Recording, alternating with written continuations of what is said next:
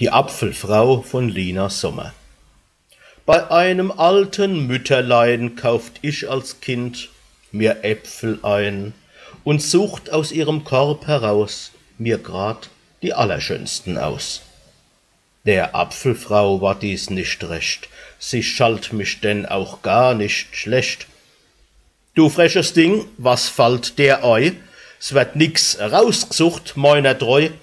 Man nimmt's, ach wann's nit recht passt, wie's unsern Herrgott wachse lasst.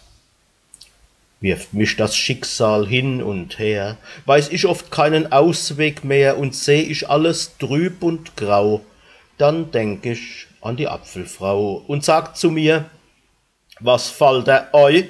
S wird nix rausgesucht, meiner Treu.